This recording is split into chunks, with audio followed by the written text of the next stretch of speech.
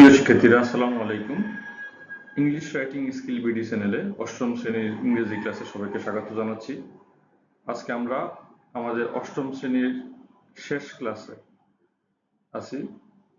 সারা বছর ব্যাপী আমরা যে ক্লাসগুলো দিয়েছিলাম সেই ক্লাসগুলোতে তুমি অংশগ্রহণ করতে পেরেছো কিনা আমি জানি না, তবে আমাদের আজকের ক্লাসগুলো, আজকে যে শেষ ক্লাসটা করব, এখানে আমরা পড়তে যাচ্ছি the merchant of Venice chapter 11-এর। এটা একেবারে শেষ ক্লাস। তো নবম শ্রেণীর ক্লাসে আবার দেখা হবে সবার সাথে। তার আগে অবশ্যই আমি এই চ্যানেলের নিয়মিত ক্লাসগুলো দেখার এবং পরামর্শ দেওয়ার অনুরোধ জানিয়ে ক্লাসটা শুরু করছি আজকে। Chapter 11, the merchant of Venice. 11.3.11, read the following note on the tone of voice and then identify the tones of the following dialogues. The tone of voice এর উপর নিচের নোটটি পড়ো, তারপর নিচের ডায়ালগগুলোর টোন চিহ্নিত করো। Note, the tone of voice plays an important role in communication. আচ্ছা, এই টোন অফ ভয়েস, এই যে নোটটা দেয়া আছে, এটার একটা বাংলা অনুবাদ নিচে দিয়েছে, তোমাদের বইতে আছে, আমরা সেখান থেকে দেখতে পারি। দেখো, দ্য টোন অফ ভয়েস বা কণ্ঠস্বর হচ্ছে যোগাযোগের গুরুত্বপূর্ণ ভূমিকা পালন করে। এটা বলতে বোঝায় কিভাবে তুমি কথা বলছো বা লিখছো। যখন তুমি কারোর সাথে কথা বলো, তখন তোমার টোন তোমার মেজাজ বা অনুভূতি স্পষ্ট করে। উদাহরণস্বরূপ, যদি তোমার বন্ধু তোমার কাছে সাহায্য চায় এবং তুমি উত্তর দাও, আমি ব্যস্ত, আমি জানি না, তোমার উত্তরটি তোমার স্তরের উপর ভিত্তি করে বিভিন্নভাবে নেওয়া যেতে পারে। তোমার টোন শুধুমাত্র তাদের উপলব্ধিকেই প্রভাবিত করে না, বরং তোমার কথা শোনার জন্য তাদের ইচ্ছাকে প্রভাবিত করে। একইভাবে একটি নাটকের স্বর একটি বিশেষ অনুভূতিকে প্রকাশ করে। এটা হতে পারে আনন্দদায়ক, গম্ভীর, হাস্যরসাত্মক, দুঃখজনক, ভীতিকর, আনুষ্ঠানিক, অনানুষ্ঠানিক, হতাশাবাদী, আশাবাদী। দ্য মার্চেন্ট অফ ভেনিস নাটকটিতেও তুমি বিভিন্ন টোন পাবে। একটা লেখাতে বিভিন্ন প্যারাতে বিভিন্ন রকম টোন থাকতে পারে। তারপর আমরা এখানে দেখতে পাচ্ছি বইতে an example of serious tone. কয়েক রকম টোনের মধ্যে এখানে একটা সিরিয়াস টোনের একটা উদাহরণ দেওয়া আছে। সিরিয়াস টোন মানে হচ্ছে গম্ভীর স্বরের একটা উদাহরণ হলো, স্যালেরিও বলছে, I know Antonio must be worrying about his merchandise. আমি জানি অ্যান্টোনিও নিশ্চয়ই তার পণ্যদ্রব্য নিয়ে চিন্তিত। অ্যান্টোনিও বলছে, believe me, that's not the case, my Fortune is spread out on many ships in many places. বিশেষ কর, ব্যাপারটা তা নয়, আমার ভাগ্য অনেক জায়গায় অনেক জাহাজে ছড়িয়ে আছে। আচ্ছা, তো এটা হচ্ছে সিরিয়াস কথাবার্তা, মানে খুব দুজনের মধ্যে খুব গভীর একটা গম্ভীর আলোচনা হচ্ছে যে আমার তো বিভিন্ন জাহাজে আমার মালামাল আছে, খালি এক জাহাজের মধ্যে না, বিভিন্ন জায়গাতে যে মালামাল গুলো আছে, কিছু বিক্রি হচ্ছে, কিছু বিক্রি হয়নি, আমার ভাগ্য অনেক জায়গায় এরকম ছড়ানো আছে। তারপরে an example of playful tone, আমরা এখন দেখবো একটা কৌতুকপূর্ণ স্বরের একটা উদাহরণ দেখবো। লরেঞ্জো বলছে, I must be one of those dumb wise men as Gratiano never lets me speak. আমি অবশ্যই সেই বোবা জ্ঞানী ব্যক্তিদের মধ্যে একজন হতে হবে, কারণ গ্র্যাটিয়ানো আমাকে কখনো কথা বলতে দেয় না। এটা একটা কৌতুকপূর্ণ কথা বললো। গ্র্যাটিয়ানো বলছে, well, keep me company for 2 more years, you will not know the sound of your own voice. ঠিক আছে, আমাকে আর তোমার সাথে 2 বছর সাথে রাখো, এরপরে কথা বলতে তো পারবে না, কথা না বলতে না বলতে নিজের গলার স্বরে ভুলে যাবে। এটা হচ্ছে তোমার কৌতুকপূর্ণ একটা কথা। এখন আমরা দেখবো an example of humorous tone. Humorous tone is হাস্যরসের স্বরের একটি উদাহরণ হলো, Gratiano, let me play the fool with mirth and laughter, let old wrinkles come. আমাকে বোকার মতো খেলতে দাও, আনন্দ এবং হাসির সাথে পুরনো বলি রেখা আসতে দাও। পুরনো বলি রেখা কোনটা? এই যে মানুষের চেহারা বয়স হয়ে গেলে যে চেহারাটা কুঁচকে যায়, এটা হচ্ছে পুরনো বলি রেখা। Why should a young man sit like his grandfather cut in alabaster? কেন একজন যুবক তার দাদার মতো অ্যালাবাস্টার কেটে বসবে? O my Antonio, some men are reputed wise for saying nothing. হে আন্তনিও, কিছু লোক কিছু না বলার জন্য বিজ্ঞ বলে খ্যাত। অর্থাৎ কথা না বলে কথা বলছে না, কিন্তু অন্যরা ভাবতেছে, দেখছো এই লোক খুব জ্ঞানী, সে কথা বলে না, সে চুপচাপ থাকে সবসময়, সে সে দেখে কে কি করে এটা দেখে, কিন্তু নিজে কথা বলে না, সে জ্ঞানী দেখে কথা বলে না। এটা বলতেছে কোনো কিছু না বলে নিজের জ্ঞানটা জাহির করছে। But if they spoke they would be called fools like me. যদি সত্যি তারা কথা বলতে শুরু করে তখন বুঝা যাবে যে ওদের মাথা খালি, কিছুই নেই, কিছুই জানে না, তাই কথা চুপ করে আছে। তারা কিছু, যদি তারা কথা বলে তাহলে তাদেরও আমার মতো বোকা বলা হবে, মানে অর্থাৎ চুপ থাকলে ভালো, কথা বললে নিজের বোকামিটা বের হয়ে আসে, এটা বোঝানো হয়েছে। ওকে, আমরা এখন ডায়ালগ ওয়ান দেখবো। বিভিন্ন স্বর বের করতে বলছে আমাদেরকে। আসিফ বলছে, I lost my phone yesterday, গতকাল আমার ফোন হারিয়ে গেছে। পলাশ পলাশ বলছে, oh sorry to hear that, how did that happen. ও, এটা শুনে আমি খুবই দুঃখিত, কিন্তু হলো কেমন করে এটা? তো এটা বলতে চাচ্ছে কেমন টোন এটা। আমাদের টোন হচ্ছে সিরিয়াস টোন, গুরু গম্ভীর আলোচনা হচ্ছে এখানে। ডায়ালগ টুতে আসো। Sumana, an aunt from our neighborhood came over yesterday. Sumana বলছে কথাটা, আহ, গতকাল আমাদের পাড়ার এক খালা এসেছিল বাসায়। she was speaking to my mom. সে আমার মায়ের সঙ্গে কথা বলছিল।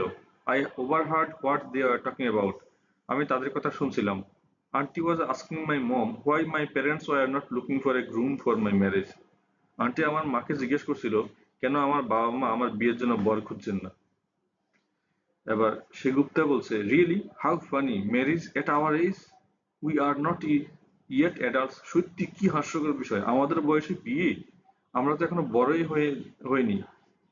সুমনা বলছে, yes, I was shock to hear that. হ্যাঁ, আমি এটা শুনে খুব হতবাক হয়ে গিয়েছিলাম। In fact I am little worried, আসলে আমি একটু চিন্তিত হয়ে পড়লাম। সেগুপ্তা বলছে, don't worry, I know your parents are sensible, they won't listen to her. চিন্তা করবে না, আমি জানি তোমার বাবা মা ওরা অনেক বুদ্ধিমান, ওর ওই মহিলার কথা কেউ শুনবে না। সুমনা বলছে, আই হোপ সো, আমি তাই আশা করি। তো এটা কিরকম টোন? বইতে বলছে এটা কিরকম টোন জানতে চেয়েছে, আমরা বলবো এটা হচ্ছে প্লেফুল টোন। প্লেফুল টোন মানে হচ্ছে কৌতুকপূর্ণ টোন। আচ্ছা, ওকে, তারপরে আসি আমরা হচ্ছে ডায়ালগ থ্রি।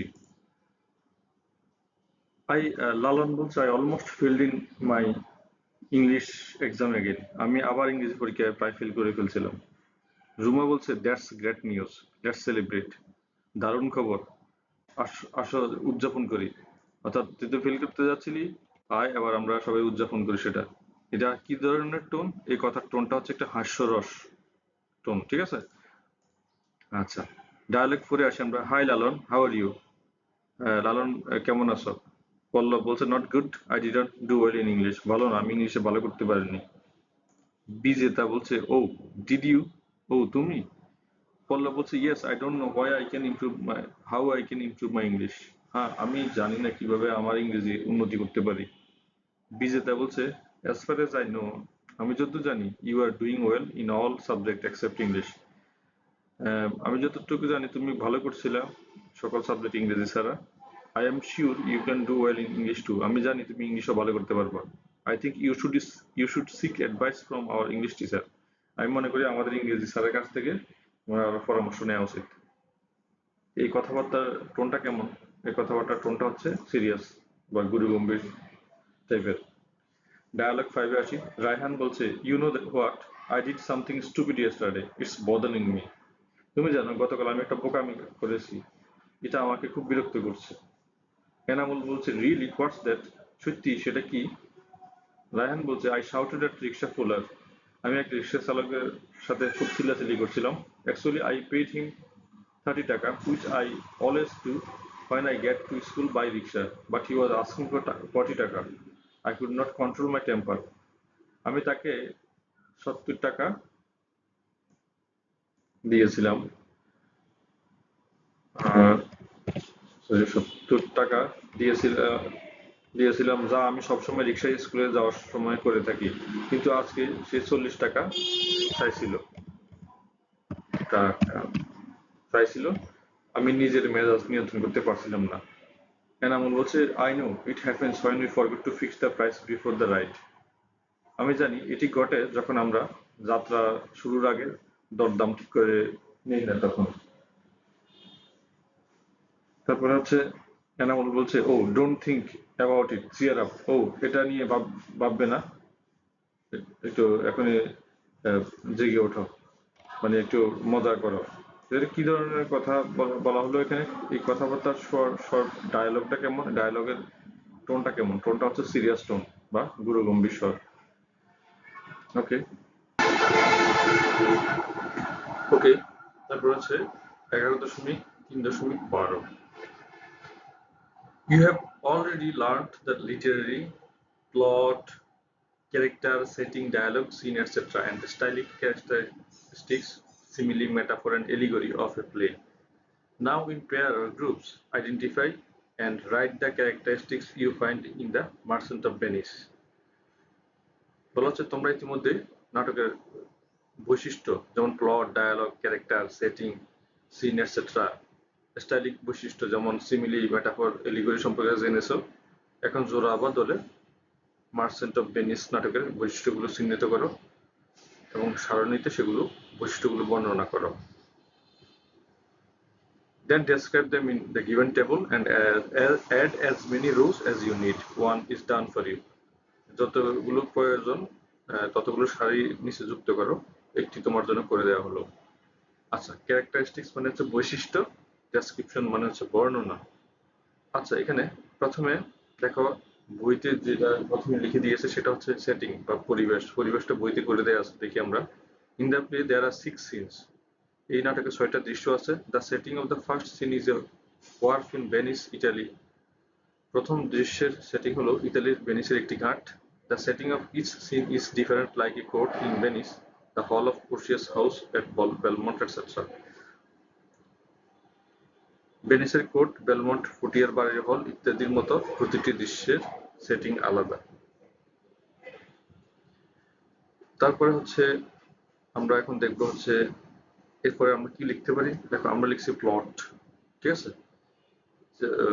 যে প্লটটা লিখলাম আমরা, এই প্লটের প্লট মানে হচ্ছে পটভূমি। তো পটভূমিটা আমরা এখন বর্ণনা করব, সেটা কি।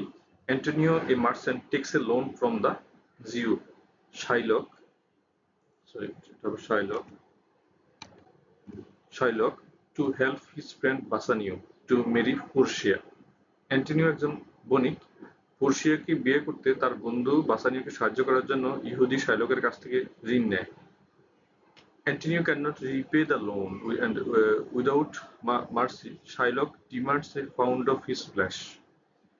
অ্যান্টোনিও ঋণ শোধ করতে পারে না এবং কোনো রকম করুণা দেখানো ছাড়াই শাইলক তার মাংস একটা পাউন্ড দাবি করে। The heiress Portia, now the wife of Antonio's friend, dresses as a lawyer and saves Antonio. উত্তরাধিকারিণী পোর্শিয়া এখন অ্যান্টোনিওর বন্ধুর স্ত্রী, মানে বাসানিওর স্ত্রী। সে কারণে সে আইনজীবী হিসেবে পোশাক পরে অ্যান্টোনিওকে বাঁচাতে যায়। তারপরে হচ্ছে দেখো ক্যারেক্টার্স। এই নাটকের যে মার্চেন্ট অফ ভেনিস নাটকের ক্যারেক্টারগুলোকে সেটা আমরা এখন দেখবো। ক্যারেক্টারগুলো হচ্ছে Antonio, Shylock, Bassanio and Portia আর the major characters. Antonio, Shylock, Bassanio ও পোর্শিয়ার প্রধান চরিত্র এখানে। তারপর হচ্ছে Gratiano, Duke Solanio, princess of Morocco, Nerissa, Salerio and Lorenzo আর মাইনর ক্যারেক্টার্স।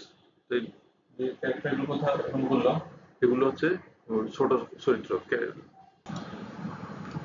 তারপরে আসে আমাদের হচ্ছে সিন। সিন মানে হচ্ছে দৃশ্য। তো দৃশ্যগুলো কেমন? দৃশ্যগুলোতে আছে the play is divided into 6 scenes. নাটকটিতে 6টা দৃশ্য বিভক্ত।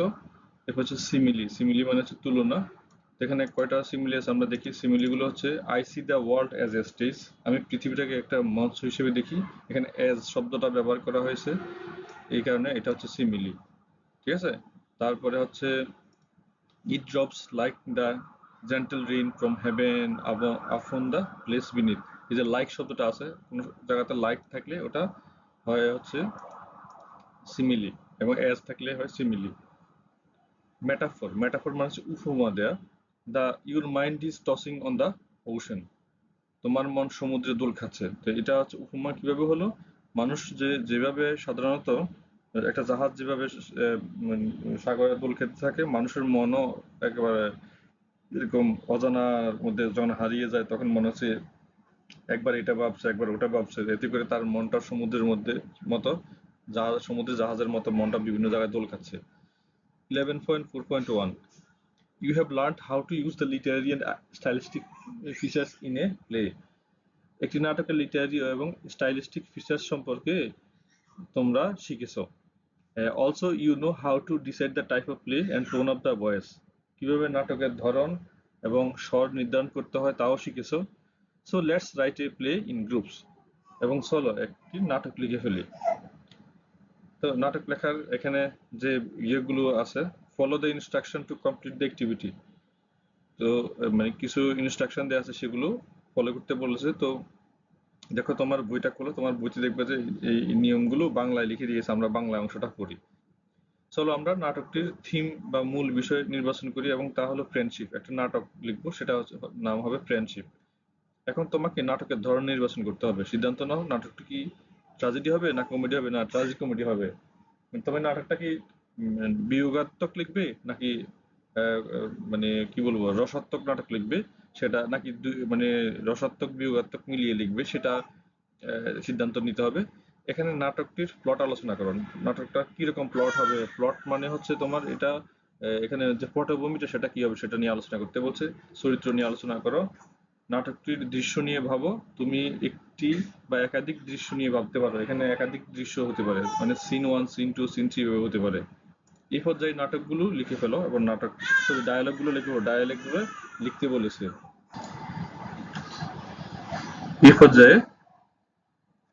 এই পর্যায়ে ডায়ালগগুলো লিখে ফেলো। দর্শকদের সাথে সংযোগ করার জন্য সিমিলি এবং মেটাফোর ব্যবহার করতে ভুলো না। সিমিলি মেটাফোর মানে হচ্ছে তুলনা এবং উপমা, সেগুলো যেন বাক্যে ব্যবহার করা হয়। প্রয়োজনে অন্য দল বা শিক্ষকদের সাহায্য নাও, প্রয়োজনে এডিট করে নাও। এখন সেটিং এর ধরন নিয়ে আলোচনা করো। চরিত্রগুলো নিজেদের মধ্যে ভাগ করে নাও, যতদূর সম্ভব নাটকটি রিহার্সেল করে নাও। এখন তুমি তোমার নাটক মঞ্চস্থ করার জন্য প্রস্তুত। আনসার: আমরা একটা নাটক লিখেছি, আসলে মূলত আমি বসে বসে নাটকটা লিখেছি। এটা হঠাৎ করে কোনো বই থেকে বা কোনো গাইড থেকে না নিয়ে আমি নিজ থেকে একটা নাটক বানিয়েছি তোমাদের জন্য। আচ্ছা, তো বইতেও বিভিন্ন রকম আছে, সেগুলো একটু কঠিন মনে হয়েছে আমার কাছে, যেহেতু তোমরা জাস্ট ক্লাস 8 এর, এখানে খুব কঠিন করে দেওয়া হয়নি, এটা ছোট একটা থিমের উপরে দিলাম। এটা হচ্ছে যে ইট ওয়াজ এ অ্যাক্ট 1 সিন 1 দেখতে পাচ্ছি আমরা। নাটকটার নাম তো ফ্রেন্ডশিপ, আমরা জানি যেহেতু এটা বইতে বলে দেওয়া আছে ফ্রেন্ডশিপ, তা নতুন করে আমি নাম দিইনি এখানে। নাটকটার প্রথম অঙ্ক এবং প্রথম দৃশ্য যাকে বলে, সেখানে আছে it was a summer afternoon when Riya, Sara, Rebecca and Lily sat on the steps of their school, deep in conversation. গ্রীষ্মের এক বিকেলে রিয়া, সারা, রেবেকা এবং লিলি তাদের স্কুলের সিঁড়িতে বসে গভীর আলাপে মেতে ওঠে। Riya noticed that Lily seemed unusually distracted and sad. Riya লক্ষ্য করল যে লিলিকে অস্বাভাবিকভাবে বিক্ষিপ্ত এবং বিষণ্ণ দেখাচ্ছে। Riya, concern evident in her voice, তার কণ্ঠে উদ্বেগ স্পষ্ট। Hey Lily, what's wrong, you seem upset. Lily, কি হয়েছে তোমার, তোমাকে বিরক্ত মনে হচ্ছে কেন বা মন খারাপ কেন? সারা বলছে she is just worried about her future, সে শুধু তার ভবিষ্যৎ নিয়ে চিন্তিত। রেবেকা বলছে her family is struggling financially and she is not sure if she will be able to continue her studies next year. আচ্ছা, এখানে একটু এখানে আইটা তো হবে না, এখানে হবে শি হবে, ঠিক আছে। এখানে একটু শি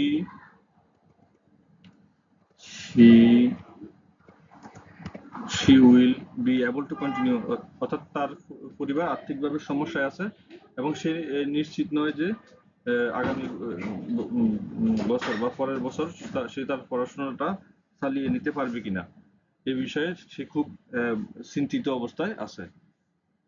আচ্ছা, তারপরের অংশটা আমরা যদি দেখি, অর্থাৎ টাকা পয়সার সমস্যা যেহেতু আছে, সে কারণে সে পরের বছর ঠিক পড়াশোনাটা চালিয়ে নিতে পারবে কিনা, স্কুলে পড়তে পারবে কিনা, সেটা নিয়ে খুব টেনশনে আছে, সে কারণে তার মন খারাপ। ওকে, এটা রেবেকা জানালো। রিয়া বলছে really my heart has sunk at the thought of my friend having to give up her dreams because of financial problem. সত্যি, আর্থিক সমস্যার কারণে তার স্বপ্ন ভেঙে যাবে ভেবে আমার মন ভেঙে গেছে। আচ্ছা, এটা বলছে রিয়া।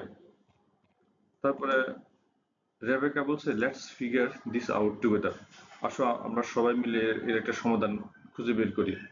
সারা বলছে ডিটারমাইন্ডলি, দৃঢ়ভাবে সে বলছে, we will find a way to help you continue your education Lily, don't ওয়ারি।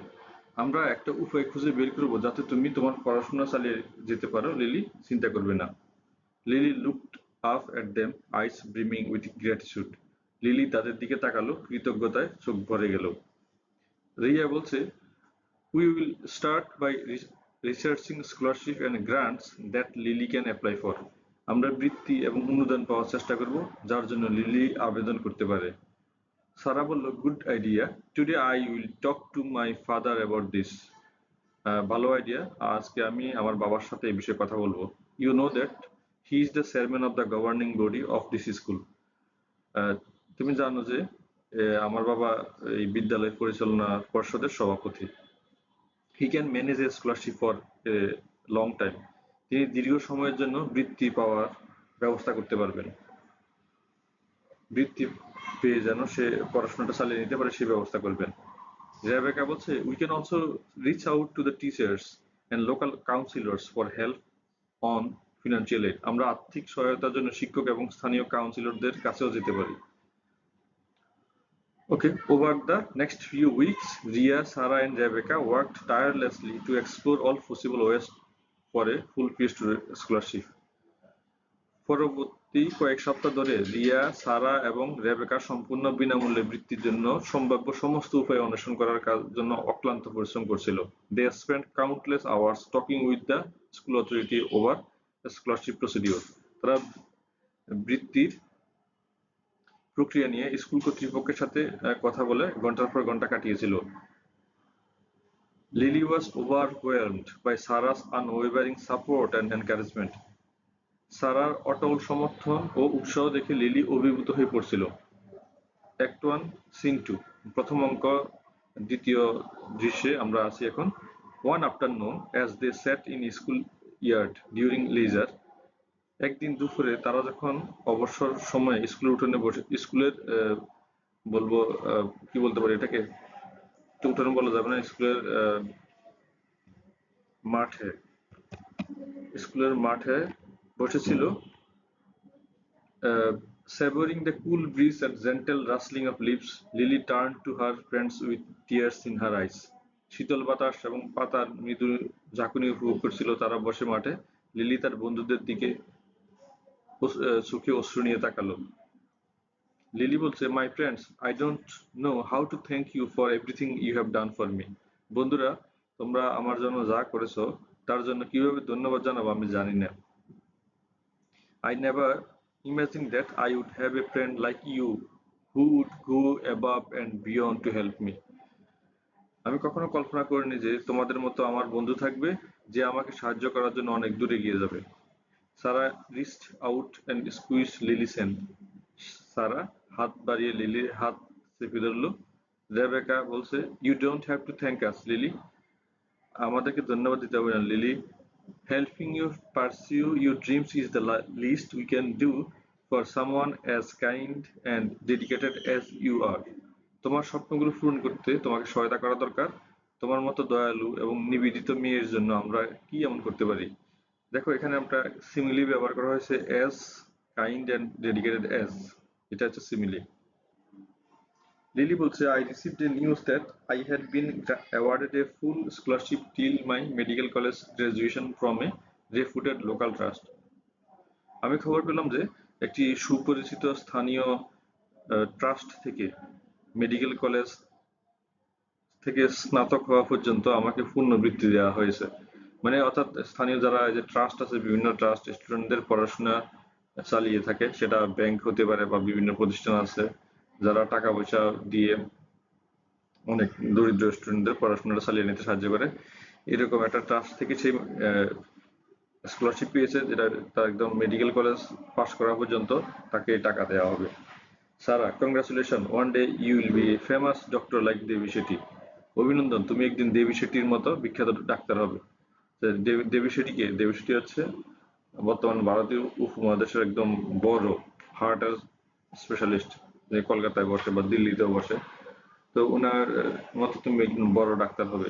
তো লাইক শব্দটা বলা হয়েছে এখানে, লাইকটা হচ্ছে তোমার simile. She could not believe her luck and felt a surge of gratitude towards Sarah, who had been her help throughout this challenging time. সে তার ভাগ্যকে বিশ্বাস করতে পারছিল না এবং সারার প্রতি কৃতজ্ঞতার উচ্ছ্বাস অনুভব করছিল যে এই চ্যালেঞ্জিং সময় জুড়ে তাকে সাহায্য করেছিল। Lily, in my lifetime, if any one of you are in trouble, I will be ready to sacrifice my life to stand beside you. আমার জীবদ্দশায় যদি তোমরা কেউ সমস্যায় পড়ো, আমি তোমাদের পাশে দাঁড়ানোর জন্য আমার জীবন উৎসর্গ করতে প্রস্তুত থাকবো। Rebecca, Ria, Sarah hugged Lily tightly as their heart was brimming with pride and joy. Rebecca, Riya, Sara লিলিকে জড়িয়ে ধরেছিল কারণ তাদের মন গর্ব ও আনন্দে ভরে উঠছিল। অ্যাক্ট 1 সিন 3, প্রথম অঙ্ক, তৃতীয় দৃশ্য। এখানে দেখতে পাচ্ছি after 20 years, four friends have again gathered today in hospital. 20 বছর পর আজ আবার চার বন্ধু হাসপাতালে একত্রিত হয়েছে। But the situation is different. কিন্তু আজকে পরিস্থিতি ভিন্ন। Sarah has been diagnosed with her two kidneys damaged and has died this morning due to a sudden heart attack even after getting a kidney donation. এখানে একটু okay. Even after getting a source of kidney donation from Lily. সারার তার দুটি kidney ক্ষতিগ্রস্ত হওয়ায় অসুস্থ হয়ে পড়েছে এবং লিলির কাছ থেকে কিডনি পাওয়ার সম্ভাবনার পরেও হঠাৎ হার্ট অ্যাটাকের কারণে আজ সকালে মারা গেছে। এটা হচ্ছে অ্যাক্ট 1 সিন 3 এটা মানে দৃশ্য বা এটার বলতে পারি এখানে এই সেটিংটা আছে। রিয়া বলছে সারা, তো যেহেতু সে মারা গেছে সব বন্ধু বান্ধব এখানে উপস্থিত আছে, তারা বলছে Sara was the key person in our friend circle. Sara আমাদের ফ্রেন্ড সার্কেলের মূল ব্যক্তি ছিল। She helped many people in her life. সে তার জীবনে অনেক মানুষকে সাহায্য করেছে। রেবেকা বলছে it's bad luck. It so happens that good people leave the world so early. এটা একটা দুর্ভাগ্য। এমনটা প্রায় ঘটে যে ভালো লোকেরা এত তাড়াতাড়ি পৃথিবী ছেড়ে চলে যায়। প্রায় লিখি আমি প্রায়।